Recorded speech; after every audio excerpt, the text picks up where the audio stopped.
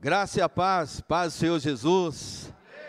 Deus abençoe a todos. Para mim é um privilégio, para nós, a família, é um privilégio estar aqui com vocês, participando do 28º aniversário da Igreja Batista Missionária de Ferraz de Vasconcelos.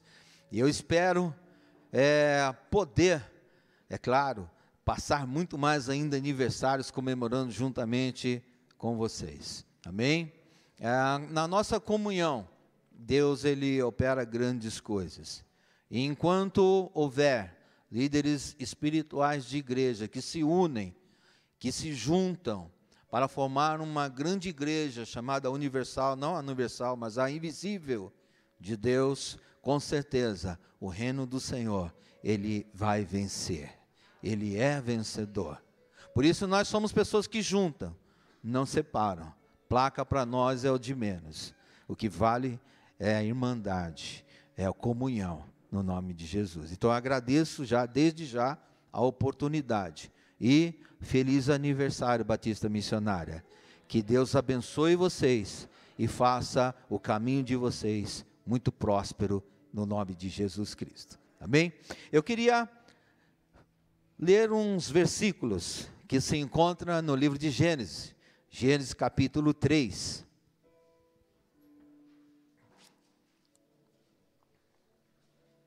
Que Deus possa me dar graça, inteligência e sabedoria para passar aquilo que Ele quer nessa noite.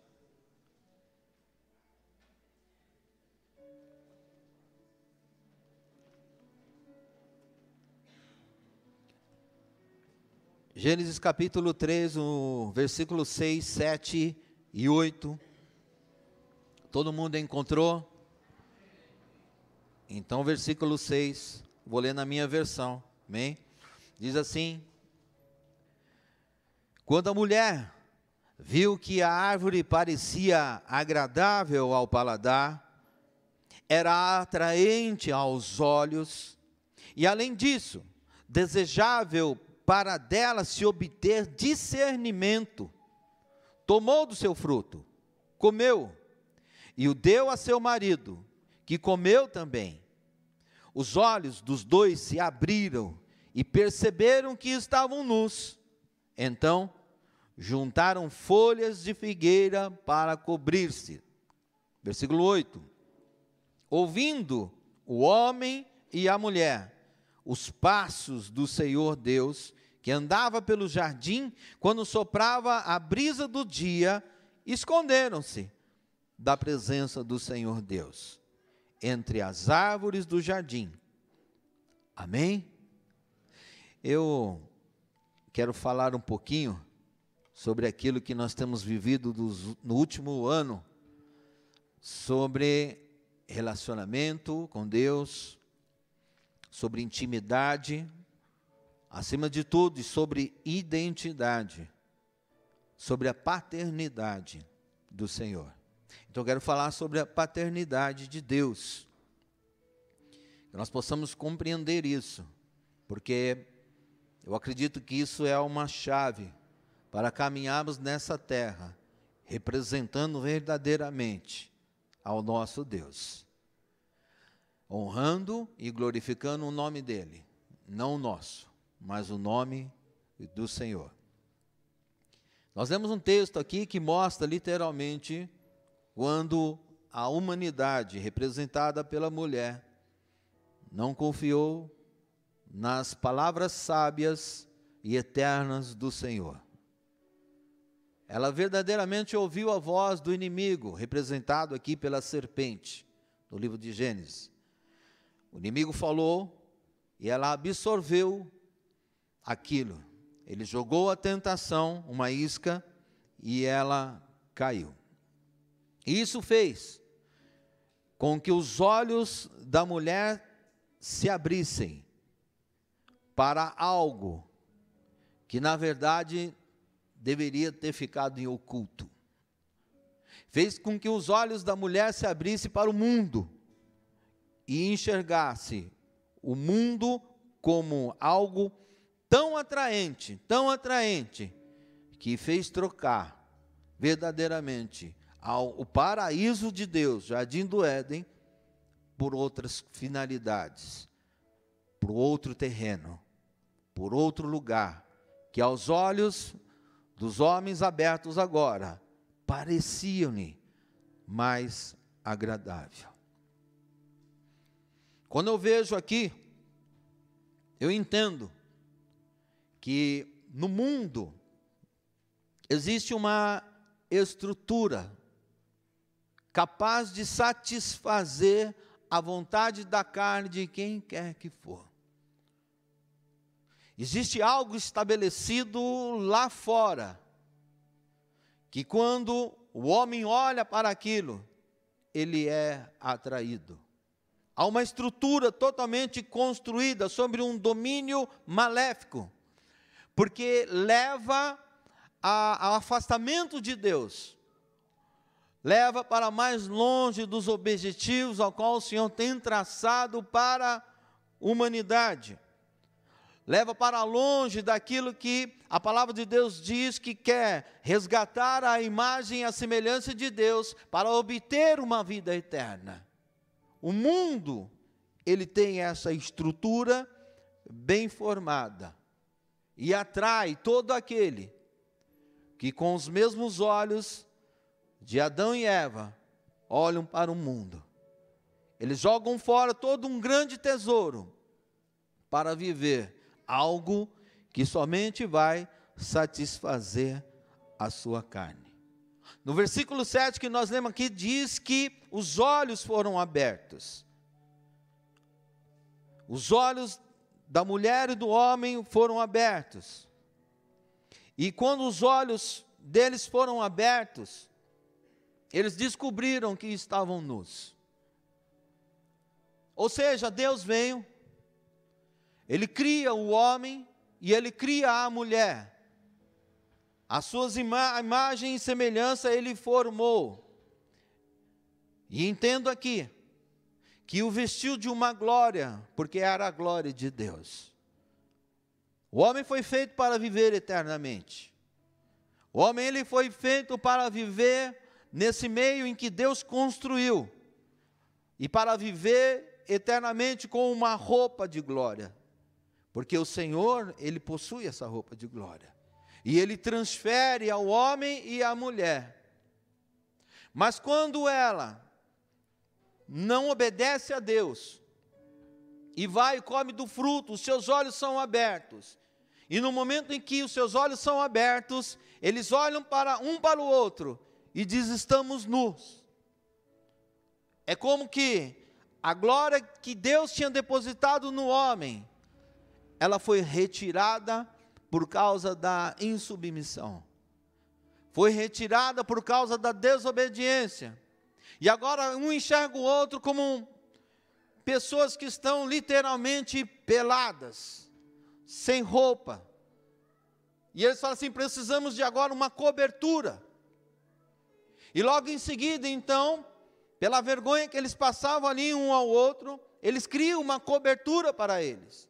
E a palavra de Deus diz que com folhas, eles fizeram vestes e se cobriram. Quando Deus aparece, eles se escondem. Porque a palavra de Deus diz que eles falam assim para o Senhor: descobrimos que nós estávamos nus, então nós estamos aqui escondidos. Quando eles ouvem a voz do Senhor, e aqui tem algo tremendo, que mesmo depois que eles erraram, notem, eles ouviram os passos de Deus no jardim. Eles ouviram a voz do Senhor. O que me leva a entender que mesmo a natureza caída do homem, se ele quiser ouvir, ele pode ouvir o Deus andando ao seu redor e querendo falar com ele. Porque ele chama a Adão, ele chama a Eva, e naquele momento eles dizem assim: e eles se esconderam. Eles responderam ao Senhor, naquele momento, como filhos desobedientes, pois estavam escondidos da face do Senhor. É nesse momento que o relacionamento entre um pai amoroso e seus filhos é quebrado, por causa da insubmissão, e porque eles não tiveram fé suficiente para acreditar que se eles obedecessem somente uma regra que existia no paraíso: não comer da árvore que estava no meio, porque aquilo lhe traria morte. E eles não acreditaram nisso. Tanto que primeiro come Eva, e Adão, vendo que Eva ainda estava vivo, comeu. E eles nem repararam que ao comer, eles tinham morrido espiritualmente. Porque a roupa de glória de Deus havia sido retirada, e agora eles não mais têm uma vida eterna, mas eles têm uma vida com dias contados na terra. Ou seja, a morte chegou até o homem por causa dessa desobediência. Mas graças a Ele, que é amoroso e misericordioso, mesmo vendo esta ação maligna no homem, Ele cria algo espetacular, para que o homem não se perca. Ele diz, é como quem olha assim: ei, essas vestes que você fez, essa cobertura que você fez não te protege de nada.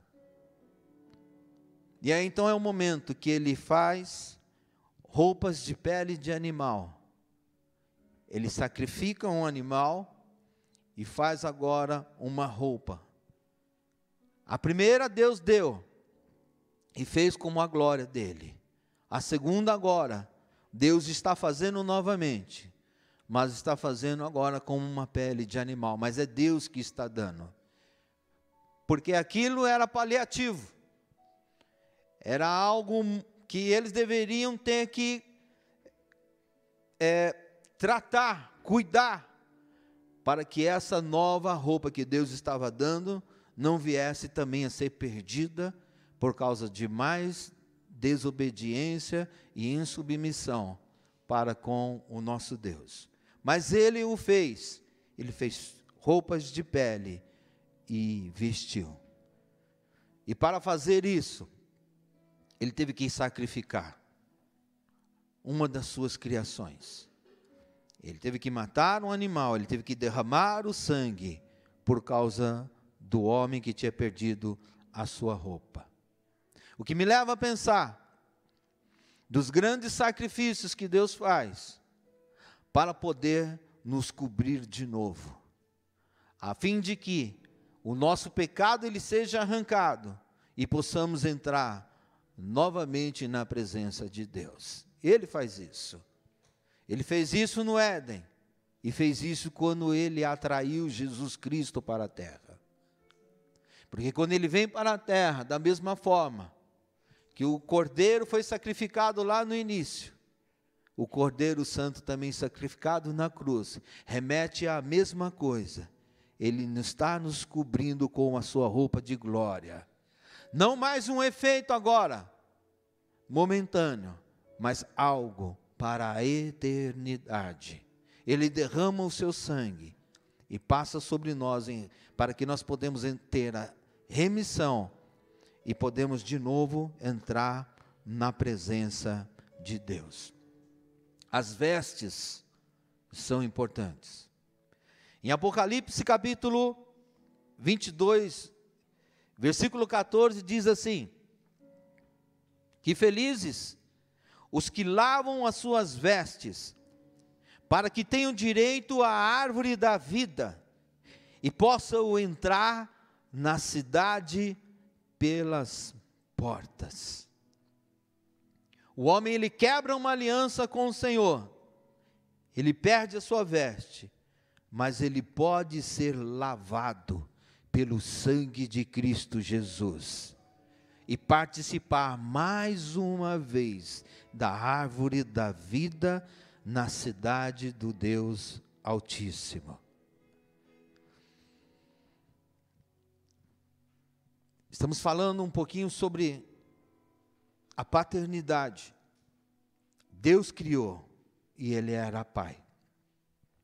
Mas quando o homem desobedeceu, o homem ele foi adotado pelo mundo e fez do mundo o seu pai. A palavra de Deus diz em Romanos 3:23 que por causa disso, por causa dessa herança de Adão, todos pecaram e nós estamos destituídos da glória de Deus. Nós herdamos o pecado de Adão e agora todos nós nascemos com vestes feitas por homens. Nascemos com vestes de folhas, vestes que o homem fez. Até, é claro, o momento em que a gente encontra Cristo. E aí Ele tira as folhas e coloca em nós as vestes feitas pelo próprio Deus. Mas homens desobedientes fazem dessa estrutura a qual eu falei, que é atrativa, o seu pai. Fazem do mundo o seu pai.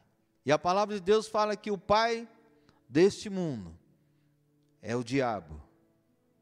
Então, quando nós andamos em desobediência e andamos nesse mundo, nós somos adotados pelo diabo. Ele começa a comandar. Ele dita para nós a velocidade e a forma com que nós vamos caminhar, para onde nós vamos olhar, e como nós somos motivados a caminhar e a usar a nossa vida nesta terra. E é por isso que muitas vezes é justo então, quando eu sou adotado por este mundo, me preocupar com a política. É justo me preocupar com os ajustes salariais, com a saúde, com toda essa estrutura corrupta que o diabo lançou. É justo. Por que justo? Porque se essa estrutura for rompida e cair, talvez eu não tenha o que comer, porque o meu pai não possa me dar. Eu estou falando do pai do mundo. O pai que comanda toda essa estrutura, que tenta fazer refém a imagem e a semelhança de Deus, atraindo para lá. Talvez você já esteja compreendendo aquilo aonde eu estou querendo chegar. Porque andamos muito preocupados com o que vamos comer amanhã. Estamos preocupados se vamos ter aposentadoria.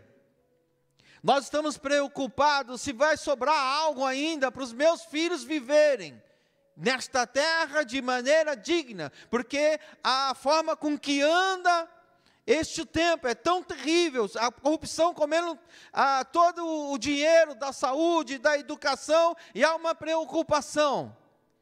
Como vamos sobreviver a isso? E quando nós voltamos as nossas preocupações só para estas coisas, nós somos desviados daquilo que Deus verdadeiramente quer para cada um de nós. Porque o Senhor, quando nós vamos a Ele, essas preocupações nós não podemos ter. Porque se cremos num Pai que nos ama e que tem misericórdia, nós cremos num Pai que vai suprir todas as coisas para nós. Então não tenho por que me preocupar. Por isso, se ainda eu me preocupo com o que vou comer amanhã, se isso me tira o meu sono, se isso tira a minha paz, se isso abala a minha estrutura familiar, eu tenho que começar a pensar: quem é o meu pai? Quem é o meu pai? Porque o pai que formou o homem no Éden diz que nada faltaria em nosso meio. O verdadeiro pai diz que nós não mendigaríamos o pão. O verdadeiro pai diz que, ainda que o mal chegasse à nossa porta, nós seríamos protegidos pelos seus anjos. O verdadeiro Pai, Ele cuida de cada um de nós, porque esse é o Pai que nos criou.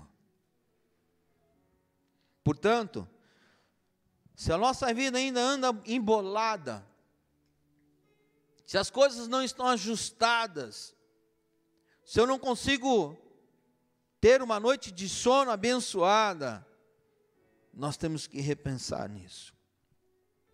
Quem é que está ditando as regras na sua vida? Quem é que está... Quais são as leis que te comandam? Que sejam as leis de Deus, que sejam as vontades divinas, porque ao obedecê-lo, nós fazemos o Senhor o nosso Pai. Mas quando nós nos prendemos a esse sistema, literalmente, esse sistema, ele nos aprisiona, de tal forma que rouba o nosso tempo em tudo. Esse sistema não nos permite ler a Bíblia. Esse sistema não nos permite orar. Esse sistema não nos permite adorar ao verdadeiro Deus, porque esse sistema capitalista nos faz correr, nos faz a todo tempo pensar que cada minuto vale R$1, tem um valor, e nós não podemos parar, e temos que trabalhar, e trabalhar, e trabalhar, para sustentar a nossa família. Mas quando nós entramos no eixo de Deus, o Senhor fala assim: quando buscar de todo o coração e me achar, aleluias, todos os benefícios me são me dados. A estrutura do reino de Deus começa agora a nos favorecer, quando nós nos entregamos a este Pai tão amoroso. Precisamos atentar para isto, porque há um tempo em que nós estamos vivendo e não estamos distinguindo, ou estamos fazendo vista grossa em relação a quem nós estamos seguindo. Porque se seguimos a Deus, tudo vai ter uma maneira de olhar diferente. Não estou querendo dizer aqui que sua vida vai ser somente um mar de alegrias. Não, não é isso. Vamos seguir a Deus, vamos encontrar desertos. Se vamos seguir a Deus, vamos encontrar dificuldades também. Mas nós vamos ter a certeza de que nem o deserto, nem a dificuldade, nem palavras contrárias à vontade de Deus pode tirar a nossa vitória, porque ela foi decretada, porque o Senhor disse que nós seríamos mais do que vencedores em Cristo Jesus. Então, se Cristo é o meu irmão, Deus é o meu Pai, e essa estrutura lá fora não pode roubar a minha motivação correta de adorar a esse Deus verdadeiro. Porque eu não sei você, mas eu tenho visto, ouvido e falado e tenho notado o quanto a população cristã, evangélica, tem se dedicado a essa estrutura lá fora. E tem deixado o princípio, que é algo tão fácil, que o Senhor fala assim: se me prostrares e adorares de todo o teu coração. Deuteronômio 28, se obedeceres aos meus mandamentos, todas estas bênçãos vão lhe alcançar. Nós estamos deixando de lado toda uma herança espiritual, de um Pai amoroso para as nossas vidas. E trocamos por quê? Trocamos às vezes por carros novos, por empregos novos que vão fazer a gente virar 24 horas trabalhando e não vamos ter forças para buscar a Deus. Estamos trocando por uma vida totalmente ativa que nos rouba todo o tempo. Não é que você não deve trabalhar, não é isso não. A palavra do Senhor fala que justo é o salário do trabalhador. Mas nós temos que compreender quando nós estamos sendo roubados. Porque se aquilo que eu estou fazendo hoje me tira da presença de Deus, eu tenho que julgar isso. Se ela vem, se ela está me levando para a eternidade ou não. Porque vai ser muito triste lá no final. Quando as pessoas estiverem diante do trono e o Senhor disser: ei, você eu não conheço. E talvez você fale assim: mas eu preguei, eu expulsei demônios, eu ensinei em teu nome. Mas ele disser: afasta de mim, porque não vos conheço. Você não é filho. Porque é isso que às vezes acontece. Nós não estamos,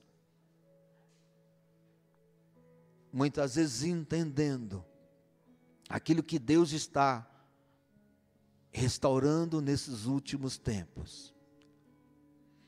Ele tem falado muito conosco sobre a identidade de Cristo. Porque quem tem a identidade de Cristo é filho do mesmo Pai. Fala muito sobre o DNA. Não é assim que a gente faz para saber se o camarada, quem é o pai? Exame de DNA. E muitas vezes o nosso exame de DNA não está batendo, porque nós não estamos parecidos com o nosso pai. E queremos os mesmos privilégios muitas vezes, daqueles que estão 28 anos de joelho no chão, buscando a Deus por algo que é honesto, por algo que é eterno. Não tem como comparar. Por isso temos que nos levantar e acender nesta noite e ver, talvez, o quão longe nós estamos dessa paternidade divina. Mas como voltar? É fácil. Porque o Senhor, assim como a parábola do filho pródigo diz que o filho saiu e gastou tudo. E quando ele viu que as coisas não andavam bem, que ele chegou a comer até bolotas de porco, ele fala assim: puxa, eu volto para a casa do meu pai, porque lá até os servos dele comem melhor que eu hoje. E quando ele retorna à casa do seu pai, o pai, o que ele faz? Vamos fazer uma festa, porque o meu filho estava morto e agora está vivo. Coloque a minha aliança de novo na mão dele e troque suas vestes agora. Leve-o para limpar-se e coloque vestes brancas de festa na sua vida em nome de Cristo Jesus. Da mesma forma nós, se hoje nos arrependemos e entendemos que estamos ainda distante daquilo que Deus quer para nós, o Pai nos recebe. Ele coloca a aliança na nossa mão. Ele nos veste de novo com a sua veste de glória. E possamos sobreviver nesta terra para a eternidade. O Senhor, Ele constrói em nós essa identidade. Não é fácil. Mas a partir do momento que nós dedicamos a nossa vida, que nós consagramos e entregamos ao Senhor, as coisas começam a acontecer de forma diferente. Porque eu não mais vou olhar por um ângulo difícil. Tudo é difícil. Tudo para mim é o pior. Onde eu ponho a mão se destrói. Tudo que eu começo eu não acabo. As coisas, parece que o impossível sempre vai estar diante de mim. Mas quando nós vamos e olhamos e estamos com o Senhor, nós olhamos por uma outra janela, onde cada dificuldade é um trampolim para alçarmos voos mais altos e alcançar vitórias maiores ainda no futuro. Cada dificuldade é um obstáculo a ser vencido, porque já foi declarado que Deus capacitou a cada um de nós a passar por qualquer obstáculo que esteja diante de nós. Por quê? Porque aquilo que é impossível ao homem, Ele já retirou. Porque o homem não pode vencer a morte, e o Senhor já retirou de nós, porque Ele nos deu a vida. Agora, se Ele nos deu vida, se Ele nos entregou o seu Filho, quanto mais nos dará, aleluias, a alegria de ser filhos do Deus Todo-Poderoso. Nós não podemos jogar isso fora, e nem trocar. Então, mais uma vez, vamos nos analisar. Queridos, para nos desviarmos da vontade do Pai, é muito fácil. Muito fácil. Se acharmos que nós podemos fazer tudo sozinho, nós vamos com certeza sair dos caminhos do Pai. Mas quando eu entendo, eita, Deus poderoso, que esse irmão que está do seu lado, também imagem e semelhança do Senhor, se nós nos juntarmos, e juntarmos mais um, e a palavra do Senhor fala que o cordão de 3 dobras, ele não arrebentará diante de qualquer dificuldade. Quando essa comunhão existe na igreja do Senhor, nada pode barrar os passos para a eternidade. Nada, nada. Há uma construção, há uma estrutura. Se o mundo sabe fazer algo que agrada a sua carne, se você olhar para o outro lado, você vai ver que há uma estrutura espiritual, a qual o Senhor já cultivou e construiu, e quer que nós participamos dela, que Ele chama de reino de Deus, aqui nesta terra, e nós podemos viver da melhor forma possível, porque no reino de Deus, quem dita as regras é o Senhor. Já falei algumas vezes, não sei se eu já falei isso aqui, é como uma embaixada, queridos, como uma embaixada. Vamos falar lá dos Estados Unidos, que tem pena de morte. Supondo que um brasileiro está lá, e faz algo terrível, e ele é passível de pena de morte. Se ele sorrateiramente correr e fugir, entrar na embaixada brasileira,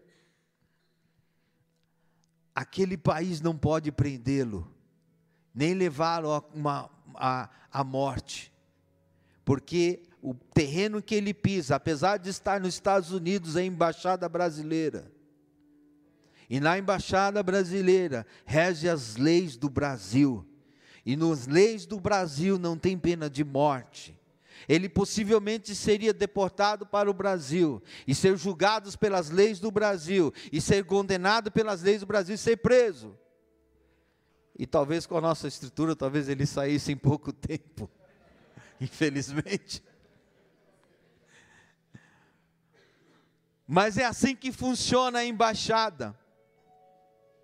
Toda embaixada que existe em outros países rege as leis do país. E a palavra de Deus diz que nós somos embaixadores de Cristo, de um reino do Deus eterno. Então, onde nós estamos, que é reino de Deus, somos embaixadores. E quais são as leis que integram esse lugar? São as leis de Deus, são as heranças espirituais do Senhor.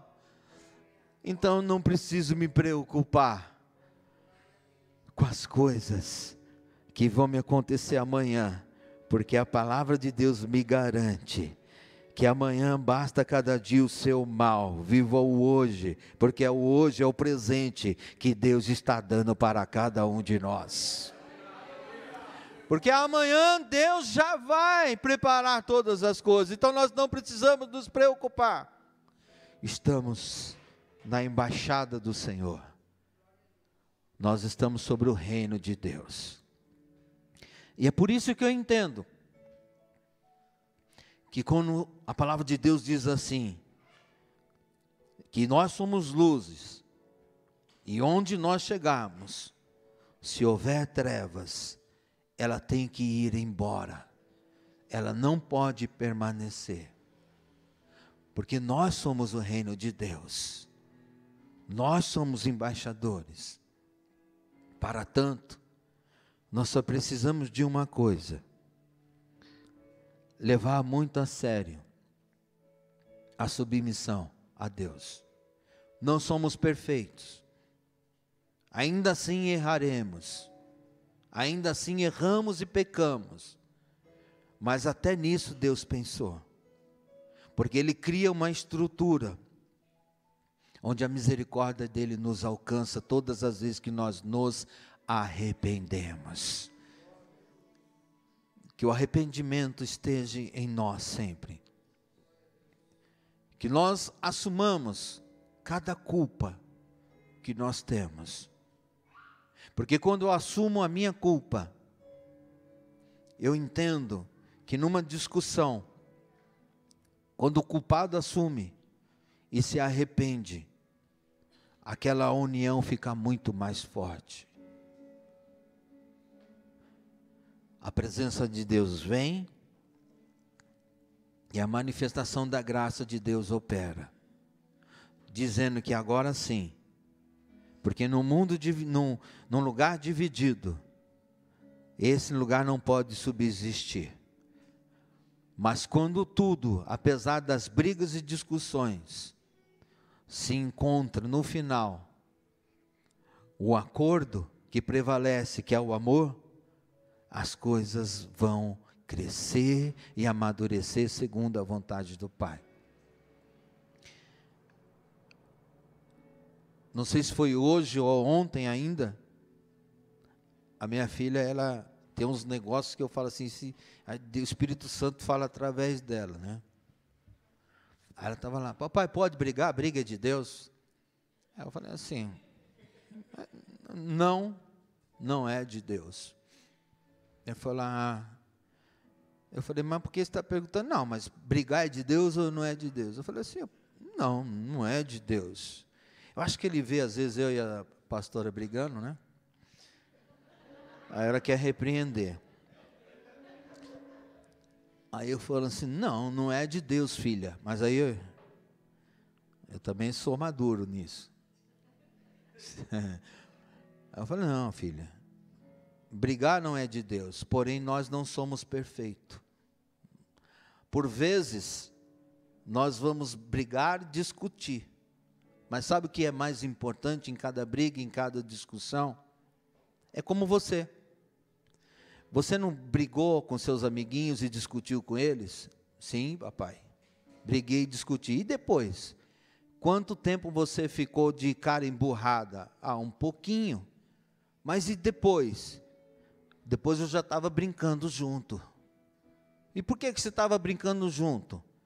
Porque ele é meu amigo. Isso é importante, filha. Pode haver discussões, mas quando existe entendimento, depois das discussões, sempre vamos brincar juntos como crianças no reino de Deus. Se os nossos corações forem corações amolecidos pela palavra de Deus, pelo Espírito Santo do Senhor, o diabo nunca vai prevalecer nas nossas discussões.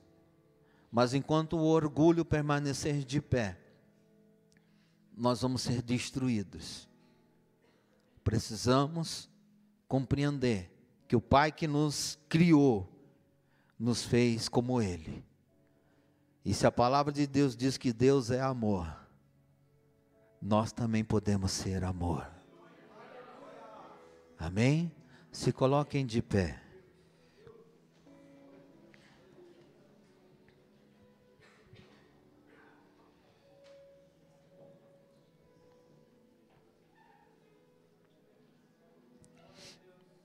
Eu quero concluir lendo mais um texto de Gênesis. Gênesis capítulo 1, versículo 26 diz assim: Disse Deus: façamos o homem à nossa imagem, conforme a nossa semelhança, e domine sobre os peixes do mar, sobre as aves do céu, sobre o gado, sobre toda a terra, sobre todo réptil que se move sobre a terra. E criou Deus o homem à sua imagem, e à imagem de Deus o criou. Homem e mulher os criou. E Deus os abençoou.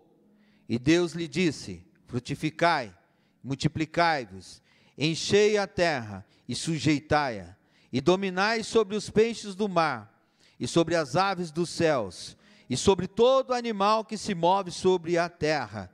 E disse Deus: eis que vos tenho dado toda a erva que dê semente, que está sobre a face de toda a terra, e toda a árvore em que há fruto que dê semente, ser-vos-ão para mantimento.